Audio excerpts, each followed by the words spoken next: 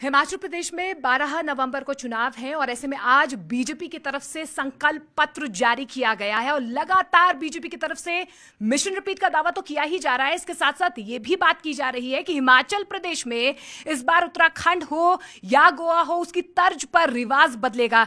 इस वक्त मेरे साथ जेपी नड्डा जी हैं, बीजेपी के राष्ट्रीय अध्यक्ष हैं। उन्हीं से सीधे हम जानने की कोशिश करते हैं। जेपी नड्डा जी, जो संकल्प पत्र आज जारी किया गया है आपकी तरफ से, क्या वाकई में आपको लगता है, क्योंकि आपका तो घर है ये, वाकई में आपको लगता है हिमाचल प्रदेश में रिवाज बदलेगा? निश्चित रूप से संकल्प पत्र एक तरीके से अच्छा संकल्प पत्र निकला है।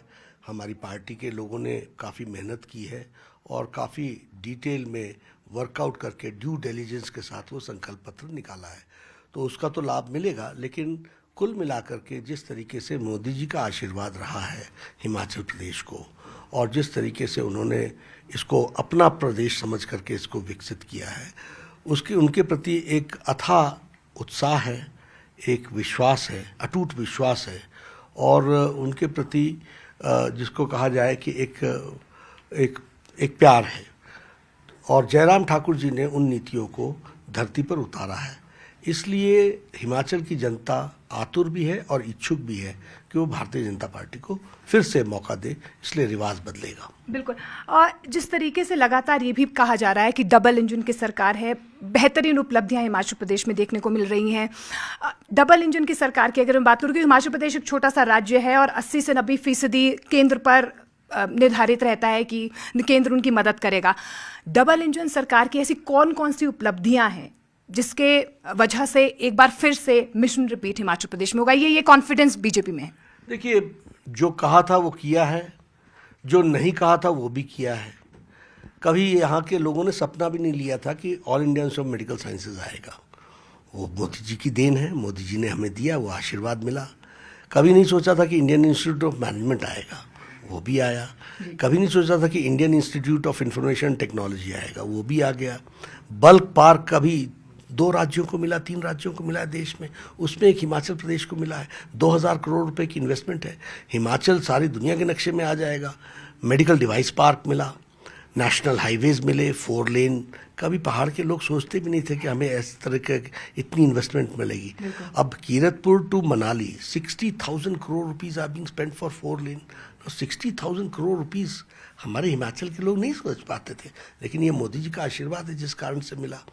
तो और जयराम जी उसको उसमें इम्प्लीमेंट कर रहे हैं। अब ये रेलवे लाइन बन रही है बिलासपुर तक, मतलब पीढ़ी बदल गई। मैं छोटा होता था जब मैं सुनता था रेलवे लाइन आएगी। आज हम ये कह रहे हैं कि 2024 तक बिलासपुर रेलवे लाइन पहुंच जाएगी। तो ये सब चीज़ें यहाँ के लोगों को उत्साह से भर रही हैं। बिल्कुल उत्साहित हमको जनता नजर आ रही। सर, जिस तरीके से शीर्ष नेतृत्व की मैं बात करूं, प्रधानमंत्री नरेंद्र मोदी लगातार चुनावी धार में आगे हैं, आप लगातार यहाँ पर चुनाव प्रसार कर रहे हैं, शीर्ष नेतृत्व सभी प्रचार कर रहे हैं। कांग्रेस की तरफ से सिर्फ प्रियंका गांधी हमें नजर आ रही हैं। क्या वॉकओवर नजर आ रहा है कि क्लोज फाइट है अभी भी? देखिए, मैं दूसरों पर बहुत चिंता नहीं करता हूँ, वो उनका विषय है, वो अपने तरीके से लड़े, जिस तरीके से भी लड़े। हम कभी भी चुनाव को हल्के में नहीं लेते हैं। हम लड़ाई लड़के लड़ते हैं और अच्छे से लड़ते हैं। सामने वाला जैसा भी हो, हम अच्छे से लड़ेंगे और जीतेंगे। गुजरात में किस तरीके का माहौल या चुनावी हवा आपको नजर आ रही है? अभी कुछ ही दिनों पहले अरविंद केजरीवाल कह रहे थे कि हम सीधे तौर पर बोल्ड कर देंगे, क्लीन बोल्ड कर देंगे बीजेपी को। लगातार जो है चुनावी प्रचार भी उन्होंने संभाला हुआ है। हालांकि हिमाचल प्रदेश में थोड़ा कम उनका प्रचार प्रसार नजर आ रहा है। क्या आपको लगता है कि आम आदमी पार्टी सीधे चैलेंज आपको गुजरात में दे सकती है या कांग्रेस भी आपको नजर आ रही है? किसी भी पार्टी का और किसी का भी इतिहास उसके कार्यशैली से पता चलता है। किसने कहा था उत्तर प्रदेश में 350 पे लड़ो और 349 पे जमानत जब्त कराओ? किसने कहा था कि तुम 69 सीट्स पर उत्तराखंड में लड़ो और 65 में जमानत जब्त कराओ? किसने कहा था कि तुम 39 सीटों पर लड़ो और 35 पर जमानत जब्त कराओ? और सब जगह तो यही बोल रहे थे कि आ गए। उनके अध्यक्ष तो हमारे साथ आज कैंपेन कर रहे हैं।